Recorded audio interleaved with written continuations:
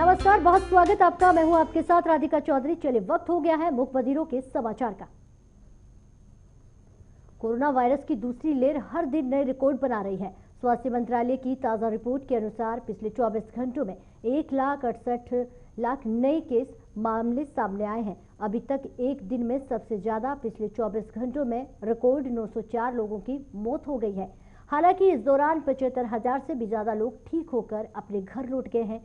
इसी के साथ अब तक देश में कोरोना के मामलों का कुल आंकड़ा 1,35,27,717 हो गया है। इसमें सक्रिय मामलों की बात की जाए तो संख्या 12,01,009 है, जबकि 1,21,56,529 लोग कोरोना को मात देकर ठीक हो चुके हैं और अपने घर लौट चुके हैं।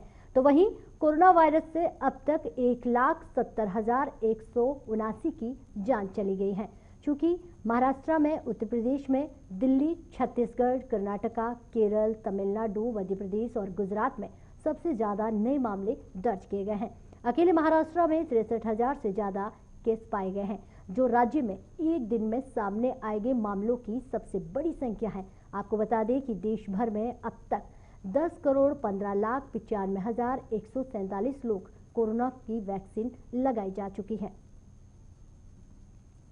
महाराष्ट्र में कोरोना की रफ्तार लगातार बढ़ती जा रही है। राज्य में पिछले 24 घंटे में कोरोना के 63,294 नए मामले सामने आए हैं, तो साथ ही 349 कोरोना संक्रमितों की मौत हो गई है। महाराष्ट्र में एक दिन में नए कोरोना मरीजों का ये अब तक का सबसे बड़ा आंकड़ा बताया जा रहा है। माना जा रहा है कि महाराष्ट्र में 14 दिन का लॉकडाउन लगाया जा सकता है। मुख्यमंत्री उद्धव ठाकरे आज डिप्टी सीएम अजित पवार के साथ बैठक कर रहे हैं, जिसमें लॉकडाउन को लेकर फैसला होगा। बता दें कि महाराष्ट्र में कोरोना से निपटने के लिए बनाई गई कोविड टास्क फोर्स की बैठक मुख्यमंत्री उद्धव ठाकरे ने 8 दिनों का लॉकडाउन लगाने का प्रस्ताव रखा था, जबकि टास्क फोर्स ने कुछ सदस्य 14 दिनों के सख्त लॉकडाउन के पक्ष में थे। तो वहीं दूसरी ओर आज शिवसेना के मुखपत्र का सामना भी है। 14 दिन लॉकडाउन का वकालत की गई है। सामना में लिखा है कि कोरोना संक्रमण की श्रृंखला को तोड़ना है तो लॉकडाउन के अलावा कोई और विकल्प है ही नहीं। सुप्रीम कोर्ट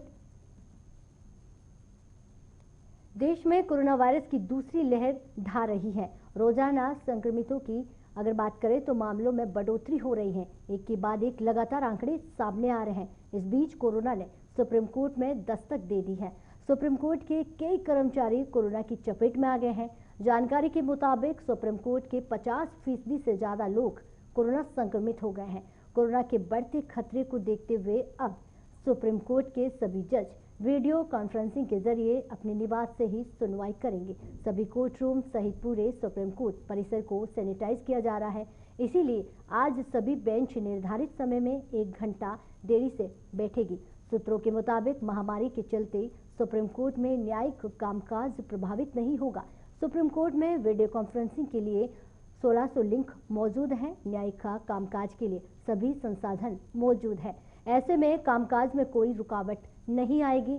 सुप्रीम कोर्ट के सेक्रेटरी जनरल ने कहा कि वो कोरोना संक्रमित होने वालों का डाटा कलेक्ट कर रहे हैं। उनके संपर्क में आए लोगों की ट्रेसिंग भी की जा रही है। हरिद्वार के महाकुंभ की बात कर लेते हैं। आज दूसरा शाही स्नान हो रहा है। इस शाही स्नान में तमाम अखाड़ों के साथ संत की आस्था की डुबकी भी लगा रहे हैं। आपको बता दें, साधु संत वहां आस्था की डुबकी लगाते हुए नजर आ रहे हैं। हजारों की संख्या में आम लोगों की भीड़ भी डुबकी लगाने के लिए जुटी हुई है। शाही स्नान के दौरान कोरोना नियमों की जमकर धज्जियां उड़ाई गई। कई साधु कोरोना पॉजिटिव मिले। भारी भीड़ होने की वजह से कई जगहों पर कोरोना प्रोटोकॉल के नियम टूटते हुए नजर आए। या ना सोशल डिस्टेंसिंग की पालन हो रही है, ना ही कोई मास्क लगाता हुआ नजर आ रहा है। कुंभ मेला आईजी संजय गुजियाल ने कहा कि हम लोगों को लगातार कोविड नियमों को पालन करने की अपील कर रहे हैं, लेकिन भारी भीड़ के कारण आचालन करना व्यावहारिक तौर के रूप में संभव नहीं होगा।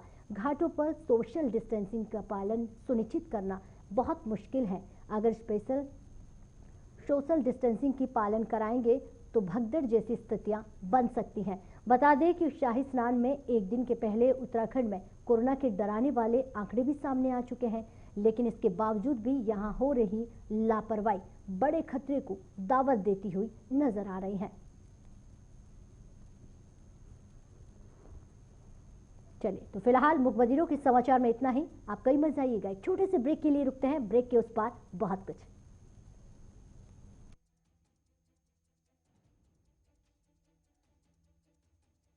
खबरों से अपडेट रहने के लिए JQ24/7 न्यूज के YouTube चैनल को आज ही सब्सक्राइब करें और हमारे Facebook पेज को भी अभी फॉलो करें।